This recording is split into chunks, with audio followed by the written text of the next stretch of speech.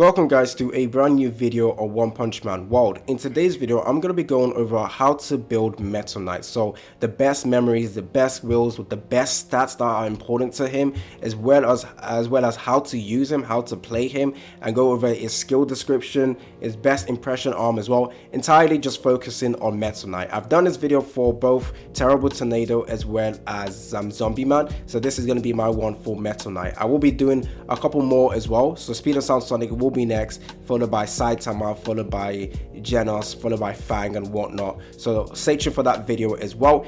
Don't forget to like and subscribe. Stay tuned for more content on One Punch Man World. If you guys enjoyed this video, then go ahead and show your support by liking this video. Let's go ahead and get 50 likes right now. So I'm going to be teaching you guys how to deal insane amount of damage with Metal Knight. So let's get right into it.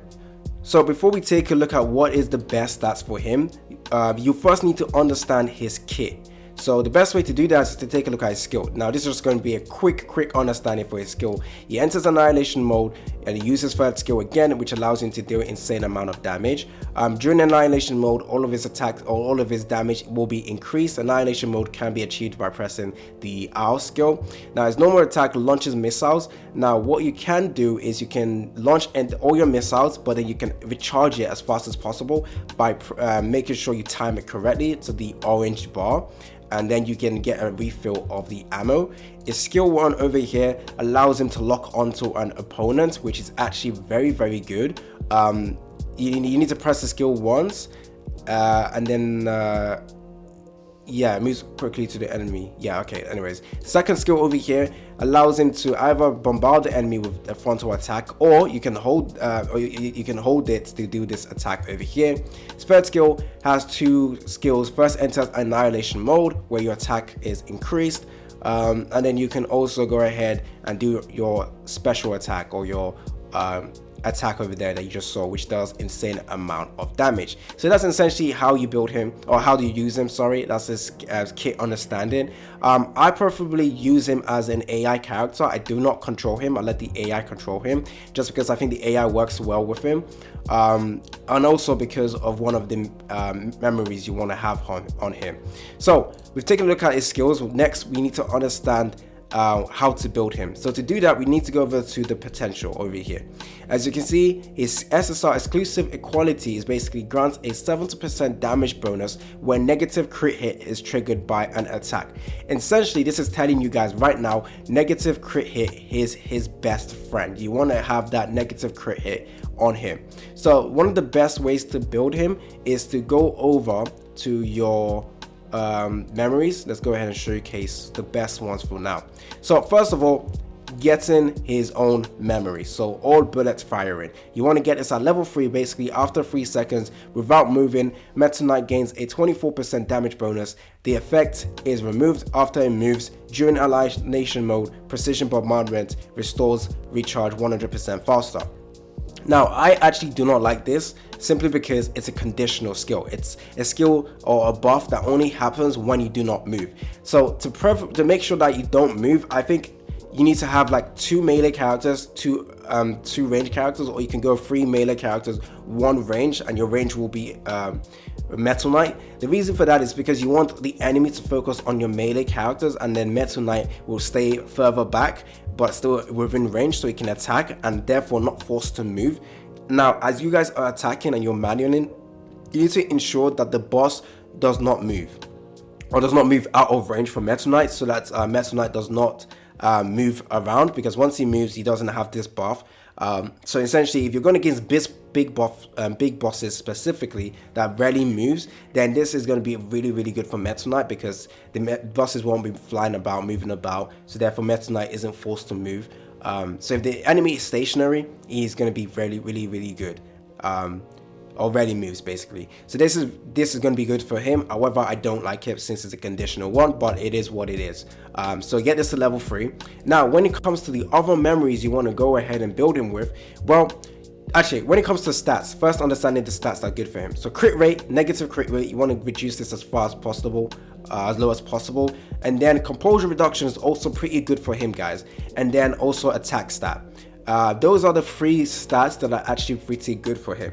The reason why you can build composure reduction on him is because if you guys are using Meta Knight and you have the Genos, so everyone has Genos, but if you have Genos impression arm, this is going to be especially good for Meta Knight, which basically gives you composure reduction stat from Meta Knight and from zombie, what's his name, Cyborg, whatever his name is.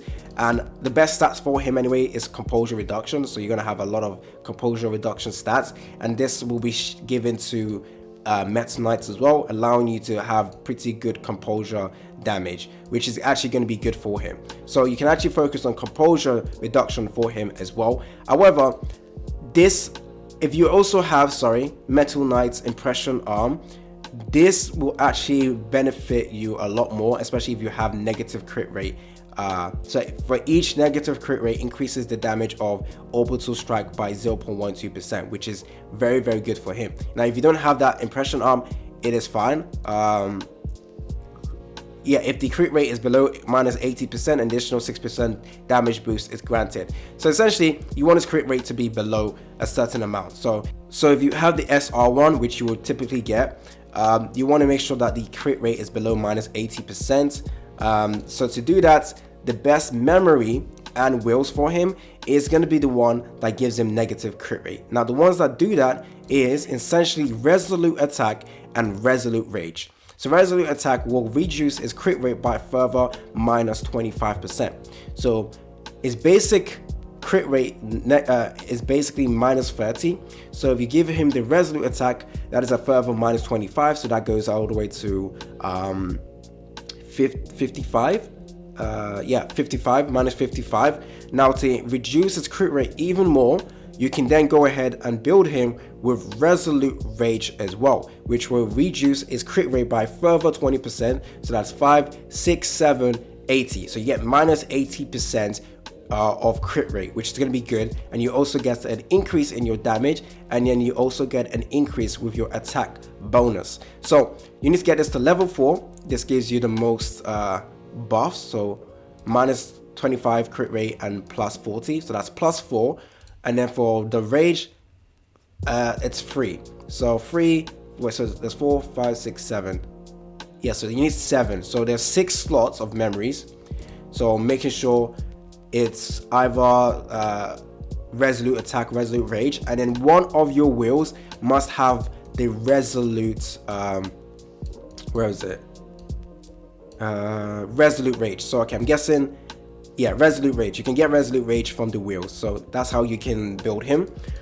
You can also try and build him with some Raid Break as well for composure reduction, but I wouldn't say you need to really do that much. So yeah, Resolute Rage, Resolute Attack, those are the 2 main memories you want to be building with him. If you go over to, sorry, let me quickly take a look at this as well. Actually, I've forgotten what it is again. Yeah, you want negative crit. Okay, cool. There isn't a way to increase the negative crit damage, unfortunately. So that sucks. If I take a look at his potential as well, because I want to see if there's other ways we can build him. So Absolute Attack, Resolute Attack, and then his Impassion as well. So at potential 4, you can build him with Impassion instead, which will basically increase his attack. But I think negative crit rate will be your main focus just for now for him.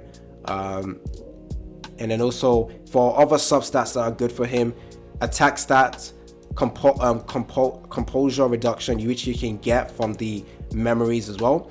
So if you take a look at memories, some of them have 2 stats. So this one gives you defense. Focus on so there's composure reduction you can get, which is good. Composure reduction stats which you can also get as well. That's going to be useful for him. You can also go with overpowered stats as well. You can also go with, that's pretty much it. Yeah. Not assault attack, go with overpowered, like I said. So that's how you would typically build him. Oh wait, you can actually get 2. Oh, so yeah, you can get raid break as well if you have the best, if you get lucky with this stuff. So yeah, this one gives him Resolute Attack, -5. Composure reduction as well, pretty good.